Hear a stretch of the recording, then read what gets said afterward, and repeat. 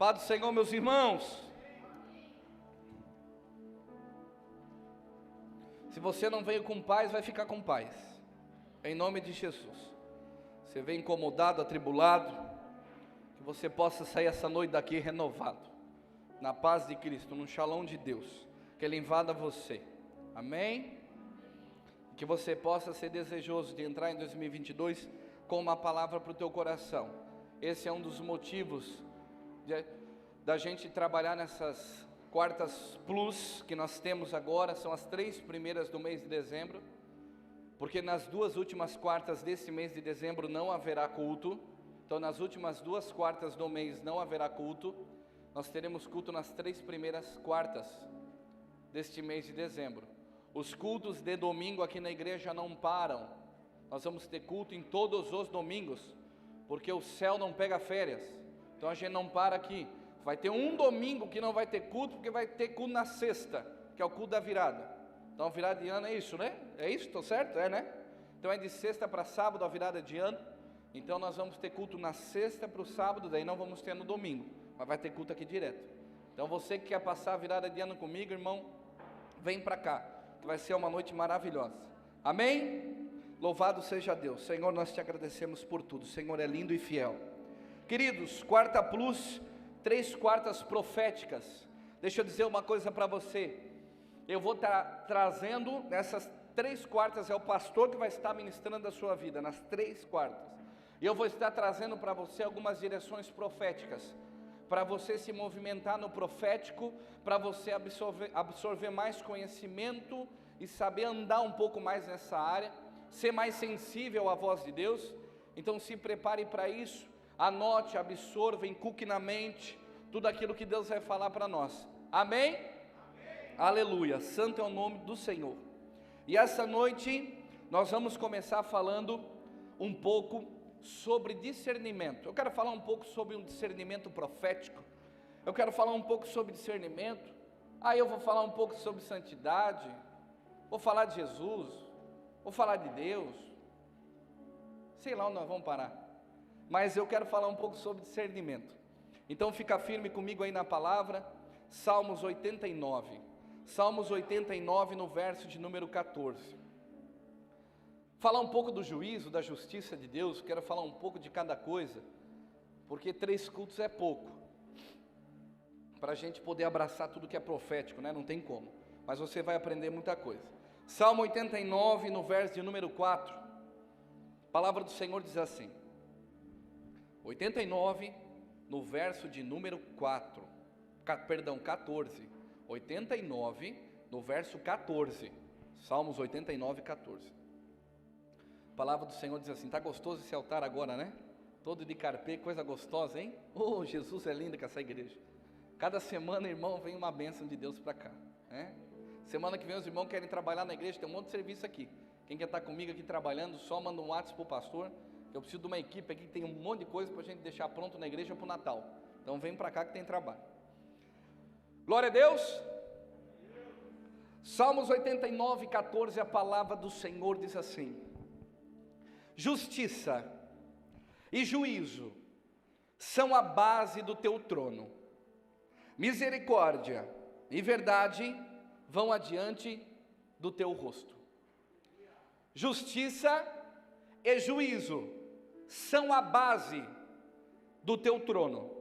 Misericórdia e verdade vão adiante do teu rosto. Amém? Pai, nós te louvamos por essa palavra de graça, de amor, de justiça e de juízo.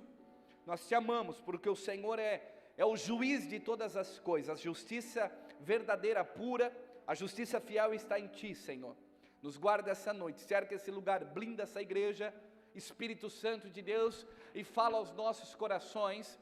É isso que nós te pedimos. Vem com graça, com amor, com entendimento e com revelação. Fala conosco, Pai. Precisamos ouvir a tua voz. Assim nós oramos, meu amado Deus, nessa noite, e te pedimos por cada filho que está nessa casa. No nome de Jesus, amém. Glória a Deus. Vamos construir algo nessas 3 quartas-feiras, na questão profética, porque nós precisamos compreender com quem nós estamos guerreando, com quem nós estamos lutando. E se tem algo que se afunilou para a igreja brasileira, para a igreja mundial, irmãos, eu quero que você entenda o seguinte: para a igreja no mundo inteiro, as coisas já vêm se afunilando há muitos anos já. Só que eu diria que o Brasil, apesar de todas as coisas de erradas que nós vemos ainda dentro das igrejas, eu queria dizer para você que o Brasil, ele está guardado pela mão do Senhor. O Brasil tem um povo guerreiro ainda de oração, tem um povo ainda verdadeiro, apaixonado por Cristo.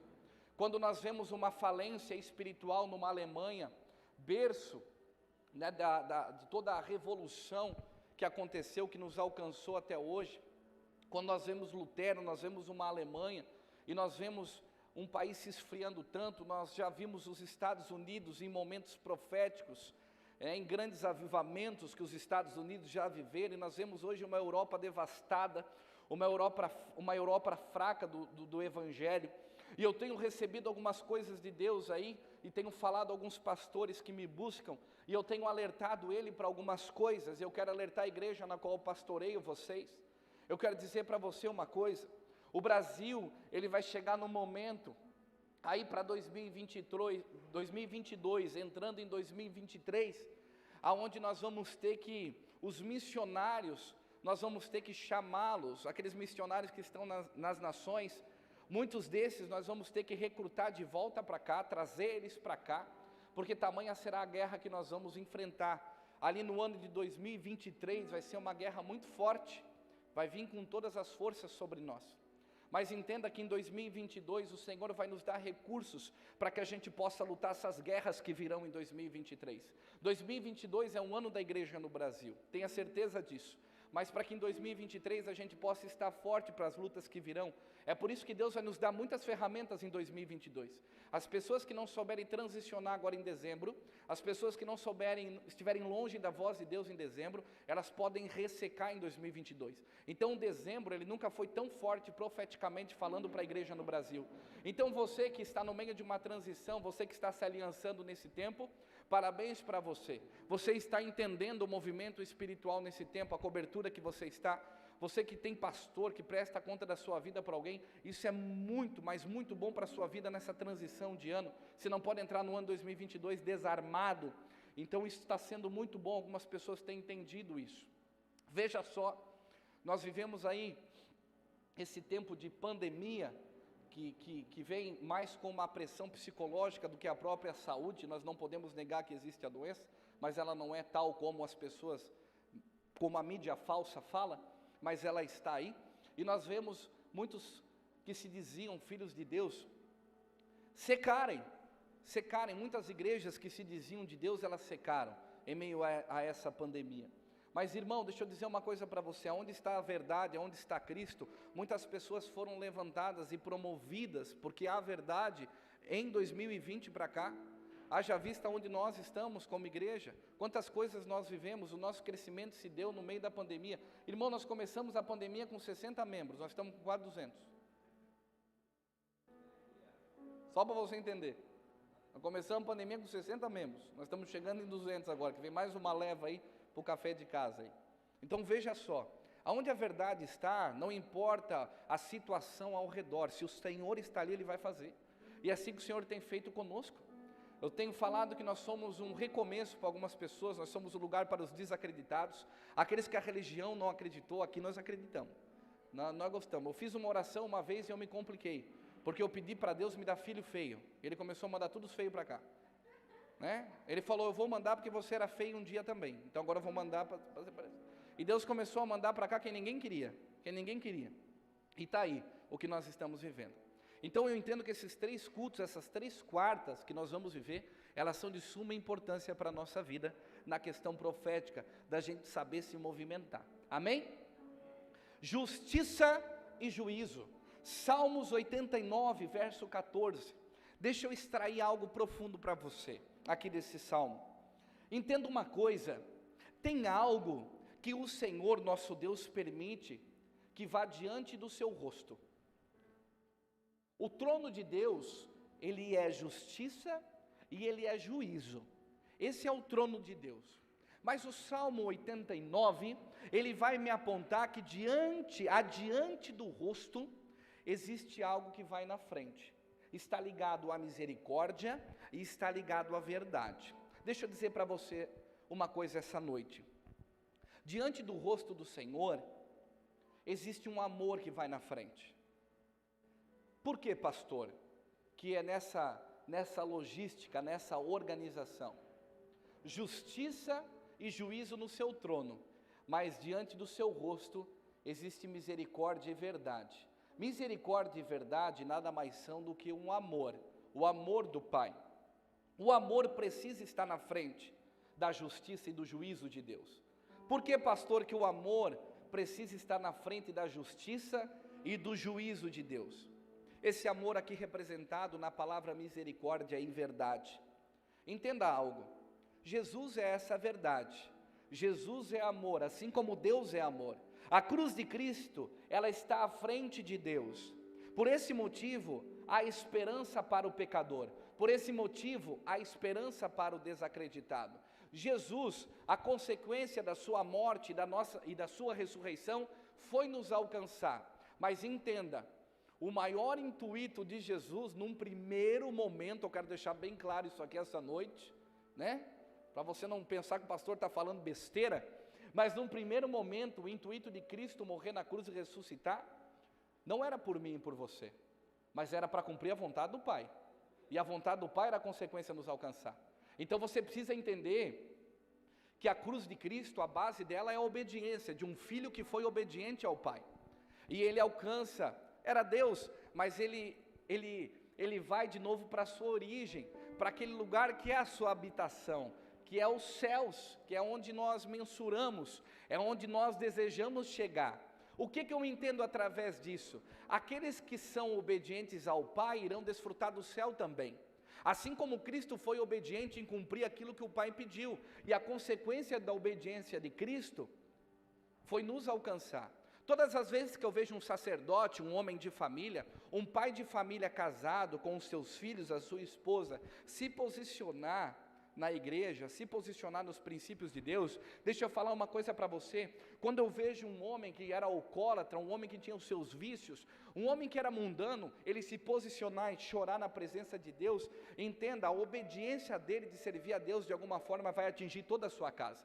Então a obediência de Cristo na cruz do Calvário em morrer por um pedido do Pai, por uma ordem do Pai, foi alcançar a igreja, mas o objetivo de Cristo foi ser obediente. Então toda vez que você é obediente, quando você tem esse discernimento de que a obediência é muito valiosa na sua vida, entenda, você vai acabar atingindo todas as pessoas que estão ao teu redor, você vai acabar atingindo. Então, esse Deus de juízo, um Deus que é juiz, e não existe graça, hipergraça barata, vendida hoje aí no YouTube, internet, vendida aí por esses homens que se dizem teólogos, mas não são, não sabem a nada de Bíblia e vendem uma graça barata, e esquecem do juízo e da justiça de Deus, onde o acesso para o reino de Deus é fácil. Irmão, deixa eu dizer uma coisa para você, para acessar o reino de Deus te custa tudo. Para você ter Jesus te custa tudo, porque você precisa mudar o teu caráter, você precisa morrer para você. Então o Evangelho de Cristo é o morrer para viver, então te custa tudo. Não adianta você dizer que serve Jesus sem viver a transformação. Então, para entender essa palavra profética, essa cruz profética, esse amor profético de Deus por nós precisamos entender, Deus é justiça, Deus é juízo, mas nós não vamos passar pelo aperto da mão de Deus, nós não vamos passar por esse juízo de Deus, se nós aceitarmos primeiramente o amor da cruz. Quando nós reconhecemos a cruz que está na frente do rosto de Deus, nós não vamos passar pelo juízo dele. Por quê, querido? Se eu e você tivéssemos que passar pela justiça e pelo juízo, nós já teríamos sido autuados por Deus há muito tempo.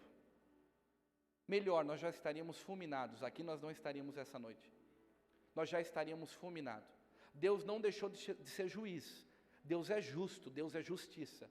Mas quando nós reconhecemos a cruz de Cristo, o amor de Jesus, nós não precisamos provar da justiça de Deus. E eu não desejo que ninguém que está aqui na igreja essa noite precise provar do juízo de Deus. Não é isso que eu desejo para a tua vida. Então reconheça Cristo no teu coração. Eu quero começar essa noite já falando disso.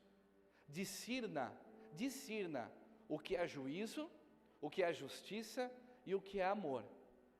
Deus é juiz, Deus é justiça, mas sim, na frente dos olhos de Deus, do rosto de Deus, existe misericórdia e verdade. Quem é a verdade, pastor Murilo? A verdade é Jesus. Jesus é a verdade. Jesus é esse amor. Amém? Você está aqui comigo? Você entende isso? Então nós precisamos discernir profeticamente esses lugares. O trono de Deus é juízo e justiça, mas o amor é misericórdia. E a misericórdia e o amor estão antecedendo esse juízo e essa justiça. Mas para aqueles que não aceitarem o amor de Deus, o que irá acontecer, pastor? Quando eu me achego a Deus, existe um Cristo, existe uma cruz. Essa cruz, porque eu só me achego a Deus por causa da cruz. Não tem outro caminho, o caminho é Jesus, não tem outro. Então quando eu entendo esse caminho, eu me achego a Deus, eu vejo essa cruz, eu tomo esse amor de Cristo. Como que eu tomo esse amor de Cristo? Para que eu não passe pelo juízo, para que eu não passe pela justiça. Quando eu não sou um seguidor de Jesus, mas eu sou um discípulo. Porque seguidor tem um monte, agora discípulo morre pela causa. É isso que nós precisamos entender. Discípulo de Cristo, ele deixa pai e mãe. Por que, pastor, deixa pai e mãe? Por que aqueles que não deixarem pai e mãe não são dignos de mim? Jesus falou isso. Por que, pastor? Porque não existe amor maior na sua vida do que você amar Jesus. Se você colocar os teus filhos na frente de Jesus, se você colocar os teus pais na frente de Jesus, se você colocar o teu trabalho na frente de Jesus, você não é um discípulo de Cristo. Você precisa amar Jesus mais do que tudo nessa terra, para ser um discípulo. Se você coloca esposa, marido, filhos na frente de Jesus, irmão, você não é um discípulo, você é um seguidor. Teve mais de 5.000 que comeram do pão e comeram do peixe, mas na hora da cruz não tinha ninguém. Correram tudo, porque tinha um monte de seguidor, agora discípulo não tinha nenhum. Você consegue entender? Por quê? Porque discípulo morre pela causa. Discípulo não está com alguém, andando com alguém por aquilo que ele oferece, mas discípulo está andando com alguém por aquilo que ele representa, por aquilo que ele é. Então se tiver turbulência, se tiver tempo chuvoso, se tiver tempestade, se tiver dificuldade, eu sou um discípulo, eu vou com esse cara onde esse cara for. E profeticamente nós invertemos valores dentro do reino de Deus. E é por isso que a igreja tem sofrido, as pessoas não rompem no profético, elas não conseguem ouvir a voz de Deus, elas não conseguem viver o sobrenatural de Deus, por quê? Elas não conseguem romper, porque elas querem mais a glória do que o sofrimento. Só vive glória quem passa por sofrimento, irmão. Você precisa entender isso. Só teve a revelação de Apocalipse João, mas João teve na cruz, João foi para o sofrimento junto. João foi até o final. Aí Deus dá a revelação de Apocalipse para ele, das coisas que hão de vir. Porque ele falou, não, eu vou para a cruz junto. Eu vou para a cruz junto e vou cuidar da mãe ainda. E vou cuidar dela. Aí Jesus entrega a mãe, cuida dela para mim. Porque tu foi o único que veio para a cruz comigo. Tu veio até o final. Então é isso que nós precisamos entender. Mas nós queremos viver o céu na terra, mas um céu na terra e nós não queremos sofrer aqui. Entenda, o que nós vamos viver na terra, existe um dedo da glória, existe um dedo da presença, nós entramos no culto, tem a presença de Deus, quando o pastor libera uma palavra, você é ativado, tudo isso é maravilhoso, mas nada se compara ao céu, nada se compara ao que Deus tem para nós, lá em cima, guardado para os seus filhos, nada se compara. Então eu não quero que você prove do trono de justiça e juízo, não é o que eu desejo para a sua vida, mas eu quero que você viva o amor, a misericórdia, a verdade, a esperança, é isso que eu quero que você viva, a graça sim, a graça correta, a graça que te custa tudo. Irmão, a graça te custa tudo. A graça é de graça, mas ela não é barata, precisa ser pago um preço. Nós precisamos compreender. A justiça de Deus é diferente da justiça dos homens. Por quê? Porque a justiça de Deus é fiel. Ei, a justiça de Deus, ela vai cumprir toda a legislação bíblica. Ei, a justiça de Deus diferente de um tribunal que tem aí, né? Que nós estamos vendo nos homens que não está cumprindo com o que está escrito ali na Constituição. Na Constituição bíblica, Deus vai cumprir ela até o final. Tudo que está aqui, Deus vai cumprir. Tudo que está aqui, Deus vai cumprir até o final. Então a justiça do homem, ela é infiel. Agora a justiça de Deus é fiel. Diferente da dos homens. Por quê? Porque Deus cumpre com a sua palavra. Ele vai cumprir com a sua palavra. A primeira atitude de quem deseja o amor e não a justiça. O amor profético. Por que o amor profético, pastor? O amor ágape, o amor sobrenatural. Eu coloco o profético aqui, porque ele é um amor, irmão, de um Deus que você não vê, mas você sente. Ele é um amor de um Deus que você não vê do teu lado, mas você sabe que Ele está ali. Você sabe que Ele está com você. Esse é o amor que eu estou falando. A primeira atitude de quem deseja esse amor é não viver mais aprisionado, e quando eu não quero mais viver aprisionado, eu me rendo. Eu estou aqui. A primeira atitude de quem deseja esse amor é se render. A primeira atitude de quem deseja esse amor é se arrepender. Eu reconheço que eu sou um pecador, eu reconheço que eu sou fraco, eu reconheço que eu não tenho força. Por que, pastor, que é a primeira atitude? Porque quando você vê o amor de Jesus, você não se sente merecedor. É muito amor, irmão. É muito amor, é amor demais. É um amor de cruz, não tem como a gente merecer isso. A gente não merece esse amor daquela cruz. O quanto Ele apanhou, tudo que Ele passou por mim e por você.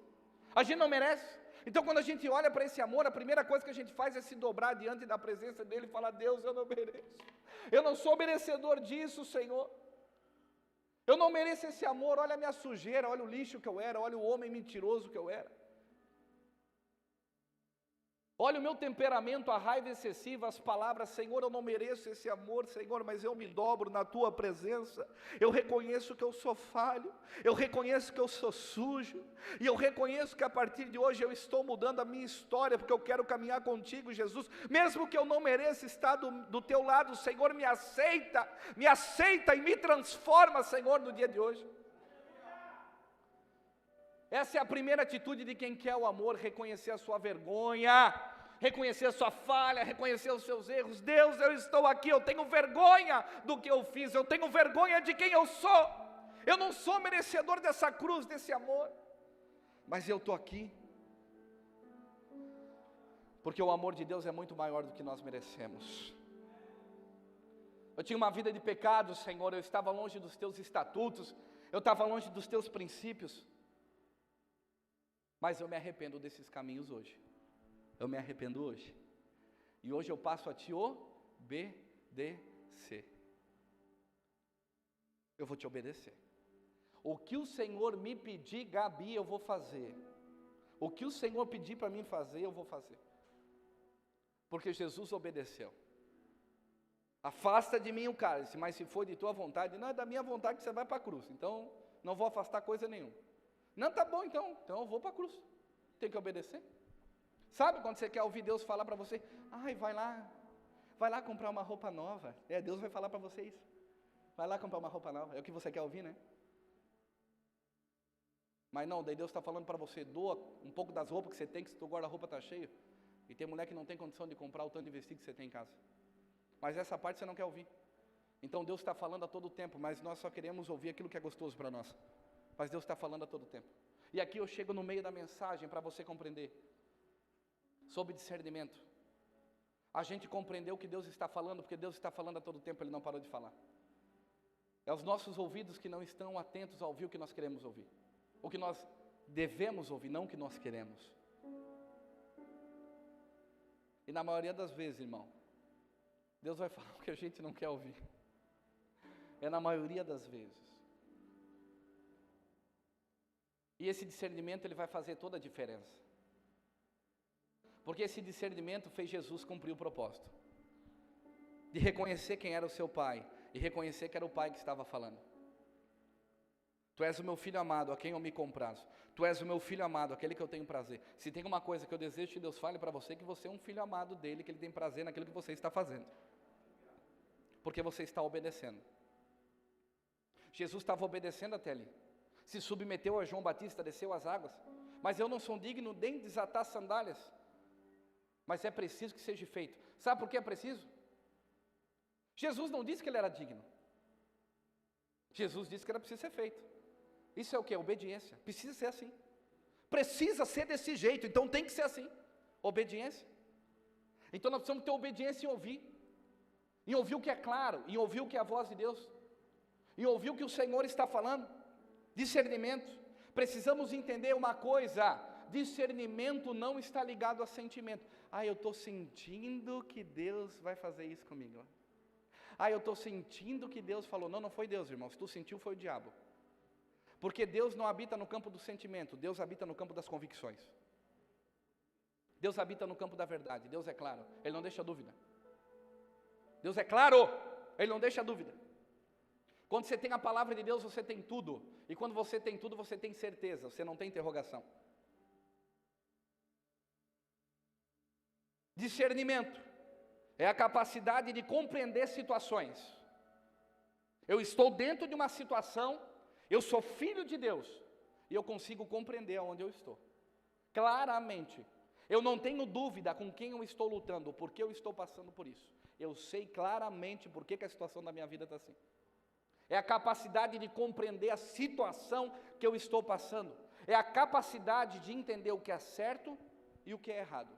É a capacidade de eu separar joio e trigo, separar o feijão bom do feijão ruim. É a capacidade de eu entender o que é certo e o que é errado. Isso é discernimento. Eu discerni o que vem de Deus, que é maravilhoso, e eu discerni o que é de Satanás. Eu discerni o que é bom, e eu discerni o que é maligno. Eu discerni o que me rompe, e eu discerni o que me trava. É assim. Por quê, pastor?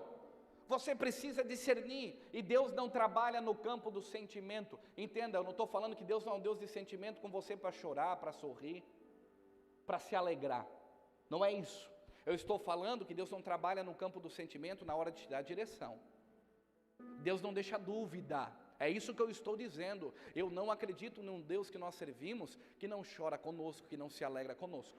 Eu acredito num Deus que comemora conosco as nossas conquistas. Deus é assim. Ele é Pai. O que eu estou falando é que Deus não trabalha no campo do sentimento quando é para direcionar os seus filhos. Deus é muito claro nessa área. Muito claro.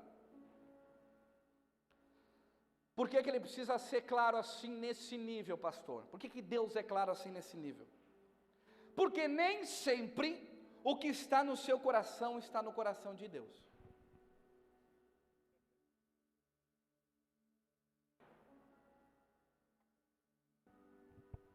A palavra de Deus diz que o coração é enganoso. Nem sempre o que está, estou sentindo no meu coração que Deus, não, às vezes não é Deus não. Então muito cuidado. Não é eu estou sentindo, eu tenho certeza. Foi Deus que falou. Eu tenho convicção de que é isso. Então nem sempre o que está no seu coração está no coração de Deus.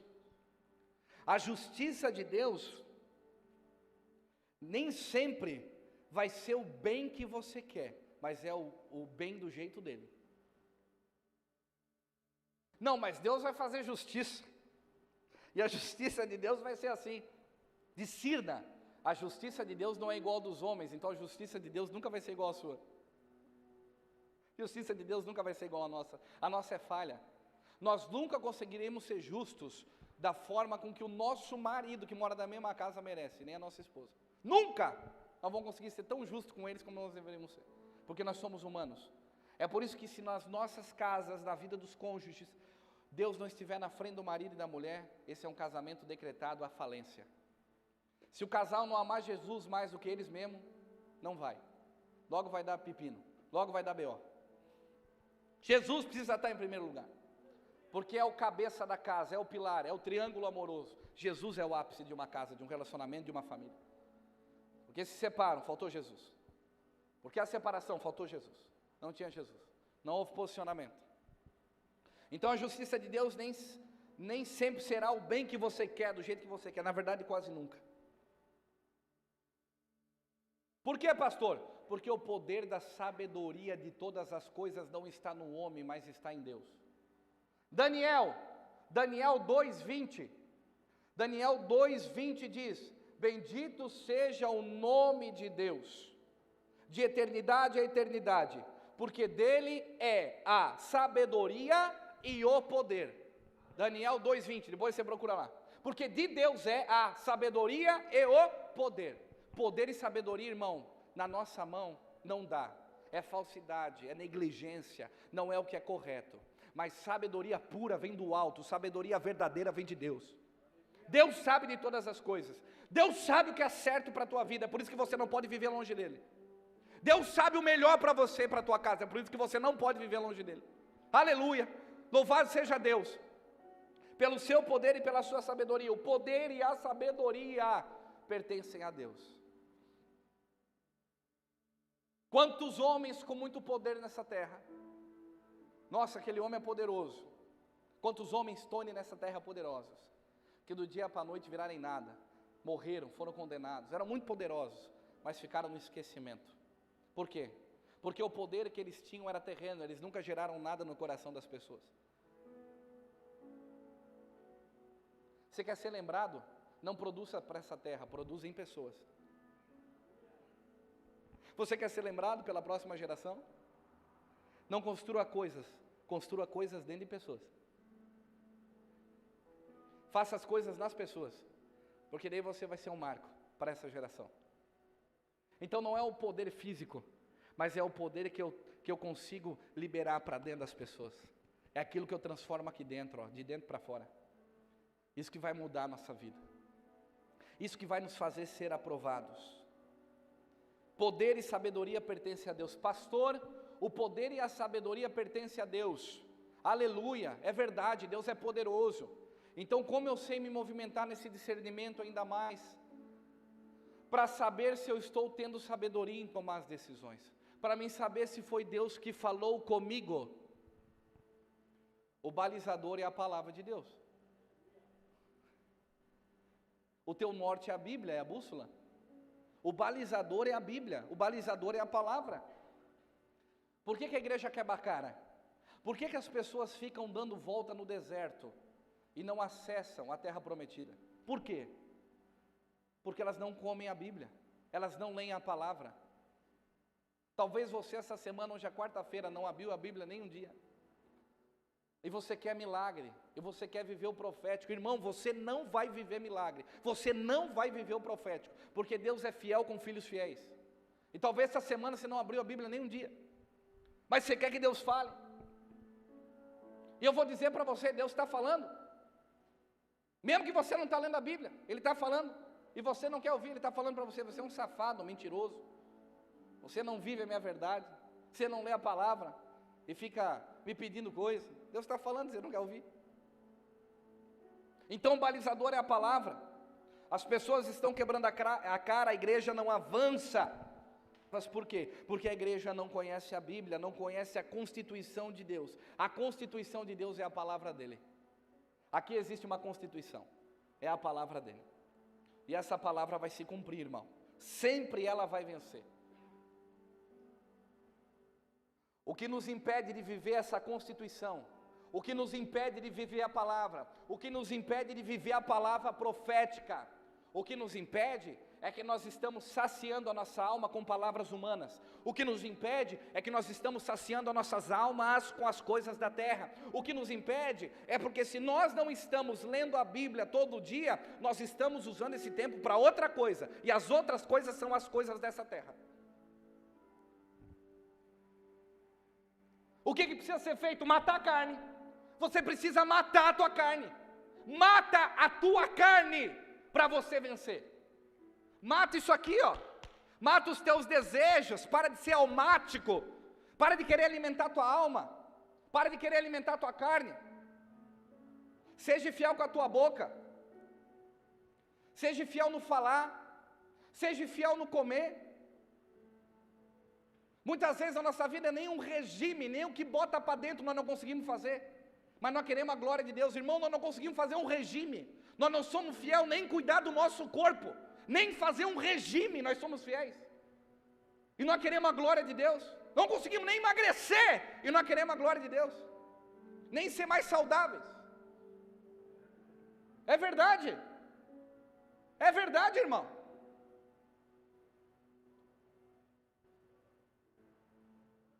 Fidelidade, obediência. Precisamos matar a carne. Matar a carne sabe aonde? Nós precisamos matar a carne no meio da prova. Nós precisamos matar a carne quando vem a proposta ruim, quando o diabo vem oferecer alguma coisa. E deixa eu falar uma coisa para você, o que o diabo oferece não é bonito não. O que o diabo oferece, o diabo tem um banquete para a igreja. O que o diabo oferece para os filhos de Deus são coisas lindas, são coisas maravilhosas. De onde é que você tirou isso? O diabo não tem nada para oferecer. O diabo não tem nada para te dar. Quem tem o céu é Deus, Deus tem tudo. Você não tem nada, o diabo não tem nada, o diabo não presta, o diabo é sujo. O diabo não tem nada para te oferecer. É você que vai lá e toma aquilo para ti. O diabo não tem nada. O diabo não tem poder de criar nada. Mas ele pega as coisas que Deus preparou para os filhos para confundir a cabeça dos filhos. Por quê? Porque o diabo não tem nada para oferecer para você. Deus tem tudo. Deus é tudo. Precisamos matar a carne no meio da luta. Precisamos matar a carne, sabe aonde? Você quer viver o profético? Você quer entrar em 2022 debaixo da unção, debaixo do rio de Deus, debaixo da cachoeira? Você quer viver uma cachoeira dentro do teu quarto? Toda vez que você fecha a porta tem uma cachoeira caindo. E é a cachoeira mesmo, você vê ela lá. Você vê ela no canto do quarto caindo água lá. Você entra lá e se banha. Porque Deus abriu uma cachoeira dentro do teu quarto. É verdade. Você quer viver isso? Aprenda a matar a carne dentro da cova dos leões como Daniel. Você tem que matar a carne lá dentro, no meio da prova, no meio dos inimigos.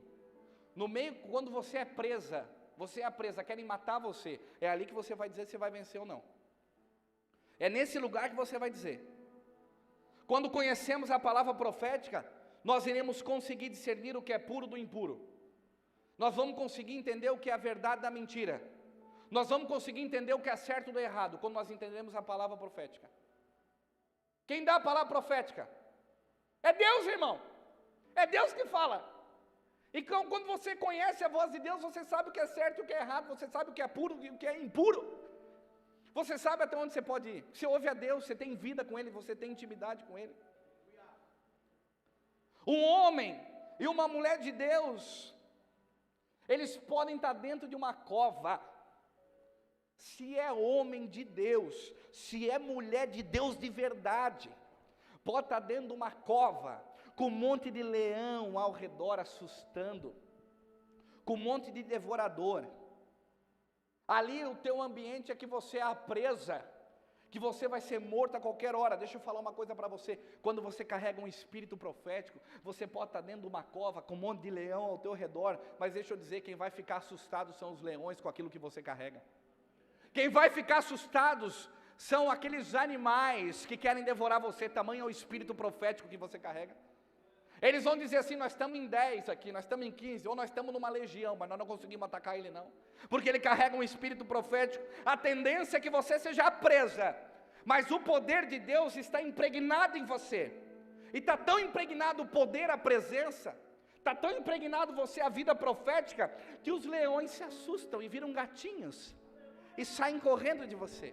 Você está entendendo o que eu estou falando? Quando algum leão vem para te afrontar, quando alguém vem para te tirar do propósito, quando alguém vem para sugar, para enfiar uma faca e arrancar o teu sangue, eles não conseguem chegar porque você é a luz, e você é a luz, irmão, as trevas não habitam nas luzes do Senhor, nos focos, nas tochas de Deus, eles não conseguem, irmão, não conseguem vencer. Por quê? Porque aquilo que está em você é maior do que aquilo que está no mundo. É maior, aleluia.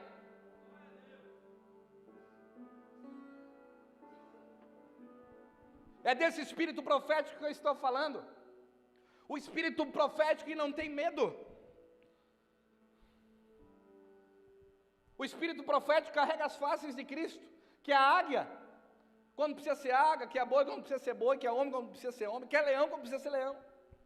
É desse espírito profético.